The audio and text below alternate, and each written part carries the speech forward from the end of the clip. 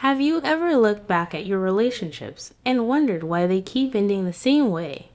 Maybe you keep attracting people who leave you hurt, disappointed, or emotionally drained. Or perhaps the right person has crossed your path before, but you didn't recognize them until it was too late. The truth is, toxic relationships rarely begin looking toxic. They often start with excitement, affection, and promises of happiness. But over time, unhealthy patterns can quietly take root, leaving you feeling trapped, confused, and disconnected from yourself. Toxic attachment often shows up through behaviors such as jealousy, manipulation, control, selfishness, desperation, and emotional imbalance. The more these patterns grow, the harder they become to recognize. The good news is that every toxic relationship leaves clues. Once you learn to spot those clues, you can protect yourself from unhealthy dynamics and build stronger, healthier connections in the future. So, if you've ever questioned your relationship, ignored your gut feeling, or wondered whether something just feels off, pay close attention.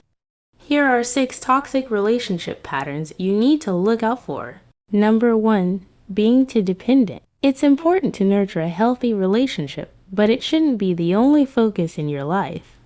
We all should care about our partner, but it can be unhealthy if your partner always needs you to be around. You and your partner should be comfortable going out every now and then without each other. If you always check your partner's plans to see if they're available, even if you are the only one invited, you should take a moment to see if you're too dependent on the other. It's important to respect each other when your partner needs some alone time. Number 2. Being too independent. Just as someone can be too dependent, someone can also be too independent.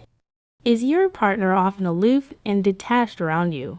Do they barely spend time with you? And when they do they always pick where to eat or where to go out on a date? What about the big decisions in your relationship?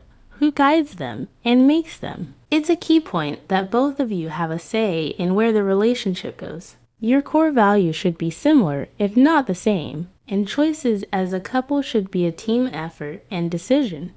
If your partner always insists things be their way or they act as if they have power over you, you could be in a toxic relationship. Number 3. Manipulation. Does your partner play with your emotions to get what they want? They may be using a form of manipulation, such as emotional coercion. Emotional coercion is when someone uses emotions such as guilt, grief, anger, or happiness to get what they want from you. They do this with no regard to others' feelings, only their own. Someone can manipulate you through a series of seemingly small steps until you soon adapt to them. Sooner or later, the steps will be a lot larger, but you'll have gotten used to them through the gradual approach your partner may have used. If you think your partner is manipulating you, it's best to get out of the relationship and seek help and comfort from your family or friends. There are people who unfortunately suffer from these toxic relationships, but it is possible to get out, heal, and move on to a healthy relationship.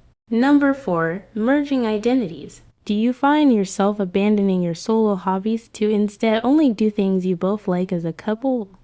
Do you find yourself losing your own personal friends due to only choosing to hang out with the friends that you and your partner share as a couple? You may even find your individual identity slipping away. You and your partner may be merging identities, and this pattern can be very toxic.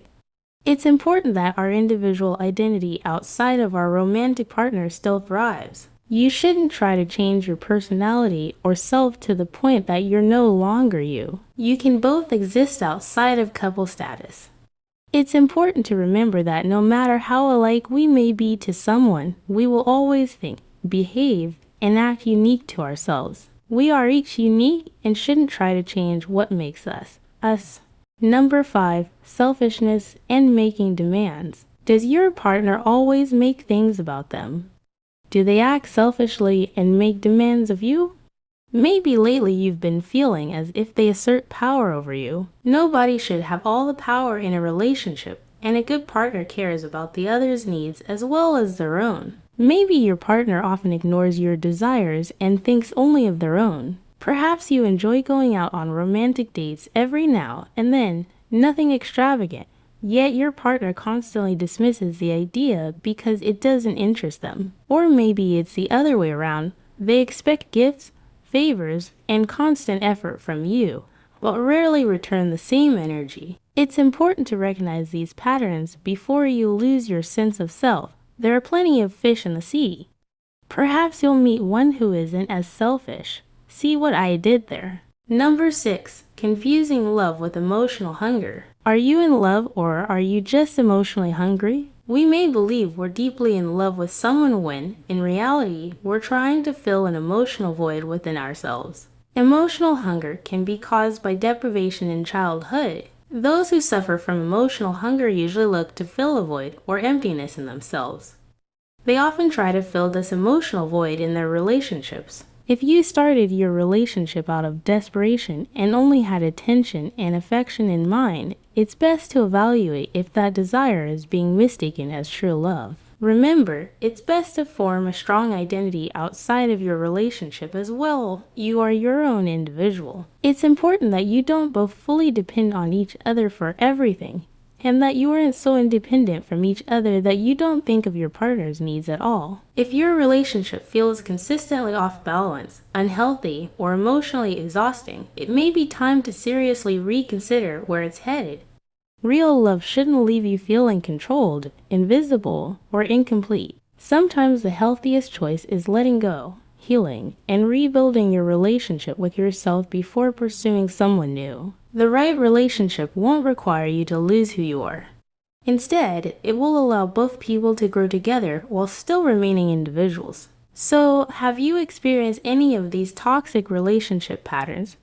If so, how will you break it to your partner that something needs to change? Or how will you let them go? Feel free to share in the comments. We're always here to support you. If you found this video helpful, don't forget to click the like button and share this video with someone who might be struggling in a toxic relationship. Subscribe to Psych the Mutie and hit the notification bell icon for more content like this. As always, thanks for watching, and we'll see you soon.